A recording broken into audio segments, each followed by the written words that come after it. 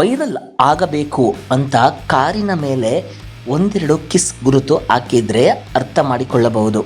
ಆದರೆ ಇಲ್ಲಿ ಬರೋಬ್ಬರಿ 3400 ಕಿಸ್ ಕಾರಿನ ಬಾನೆಟ್ನಿಂದ ಬಾಗಿಲಿನವರೆಗೆ ಎಲ್ಲೆಲ್ಲೂ ಲಿಪ್ಸ್ಟಿಕ್ ಮುತ್ತಿನ ಗುರುತು.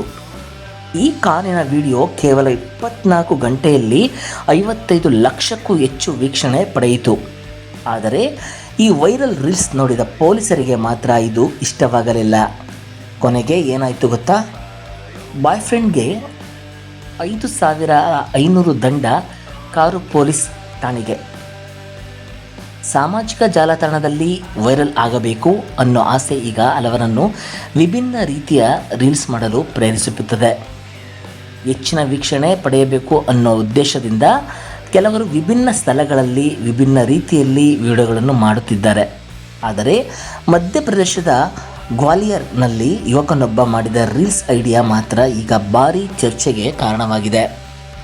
ಗ್ವಾಲಿಯರ್ ನಿವಾಸಿ ಆದಿತ್ಯ ಸಿಕವರ್ನರ್ ತನ್ನ ಬಿಳಿ ಬಣ್ಣದ ಮಾರುತಿ ಸುಜುಕಿ ಸ್ವಿಫ್ಟ್ ಕಾರನ್ನೇ ಕಿಸ್ಸಿಂಗ್ ಕಾರ್ ಆಗಿ ಬದಲಾಯಿಸಿದ್ದಾನೆ. ಆತನ ಗರ್ಲ್ಫ್ರೆಂಡ್ ಲಿಪ್ಸ್ಟಿಕ್ ಬಳಸಿ ಕಾರಿನ ಬಾನೆಟ್, ಬಾಗಿಲು ಸೇರಿದಂತೆ ವಿವಿಧ ಭಾಗಗಳಲ್ಲಿ ಸುಮಾರು 3400 ಕಿಸ್ ಗುರುತುಗಳನ್ನು ಮೂಡಿಸಿದ್ದಾಳೆ. ಈ ಸಂಪೂರ್ಣ ಕೆಲಸಕ್ಕೆ ಸುಮಾರು 3.5 ಗಂಟೆ ಸಮಯ ತೆಗೆದುಕೊಂಡಿದೆ ಎನ್ನಲಾಗಿದೆ.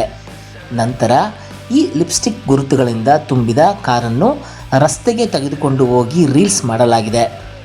ಈ ವಿಡಿಯೋವನ್ನು ಕಿಸ್ಸಿಂಗ್ ಕಾರ್ ಎಂಬ ಹೆಸರಿನಲ್ಲಿ ಇನ್ಸ್ಟಾಗ್ರಾಮ್ನಲ್ಲಿ ಪೋಸ್ಟ್ ಮಾಡಲಾಗಿತ್ತು. ವಿಡಿಯೋ ಅಪ್ಲೋಡ್ ಮಾಡಿದ ಕೆಲವೇ ಸಮಯದಲ್ಲಿ ಅದು ಭಾರೀ ವೈರಲ್ ಆಗಿದೆ. ಕೇವಲ 24 ಗಂಟೆಗಳಿಗೆ 55 ಲಕ್ಷಕ್ಕೂ ಹೆಚ್ಚು ವೀಕ್ಷಣೆ ಪಡೆದುಕೊಂಡಿದೆ ಎನ್ನಲಾಗಿದೆ. ಆದರೆ ಇಲ್ಲಿ ಒಂದು ಟ್ವಿಸ್ಟ್ ಇದೆ. ವಿಡಿಯೋ ವೈರಲ್ ಆಗುತ್ತಿದ್ದಂತೆ ಅದು ಟ್ರಾಫಿಕ್ ಪೊಲೀಸರ ಕಣ್ಣಿಗೂ ಬಿದ್ದಿದೆ.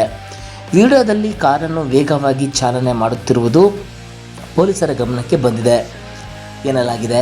ಜೊತೆಗೆ ಕಾರಿನ ನೋಂದಣಿ ಸಂಖ್ಯೆಯು ವಿಡಿಯೋದಲ್ಲಿ ಸ್ಪಷ್ಟವಾಗಿ ಕಾಣಿಸಿಕೊಂಡಿತ್ತು. ಆ ನೋಂದಣಿ ಸಂಖ್ಯೆಯ ಆಧಾರದಲ್ಲಿ ಪೊಲೀಸ್ ಕಾರನ್ನು ಪತ್ತೆ ಹಚ್ಚಿದ್ದಾರೆ. ನಂತರ ತಾಟಿಪುರ ಪ್ರದೇಶದಿಂದ ಕಾರನ್ನು ವಶಕ್ಕೆ ಪಡೆದು ಆದಿತ್ಯನನ್ನು ಟ್ರಾಫಿಕ್ ಪೊಲೀಸ್ ಠಾಣೆಗೆ ಕರೆಸಿ ವಿಚಾರಣೆ ನಡೆಸಿದ್ದಾರೆ. ಆದಿತ್ಯ ತನ್ನ ತಪ್ಪನ್ನು ಒಪ್ಪಿಕೊಂಡ ಬಳಿಕ ಮತ್ತೊಂದು ಅಚ್ಚರಿಯ ಘಟನೆ ನಡೆದಿದೆ. ಕಾರಿನ ಮೇಲೆ ಹಾಕಲಾಗಿದ್ದ 3400 ಲಿಪ್ಸ್ಟಿಕ್ ಗುರುತುಗಳನ್ನು ಪೊಲೀಸ್ ಠಾಣೆಯಲ್ಲೇ ಕ್ಲೀನ್ ಮಾಡಿಸಲಾಗಿದೆ.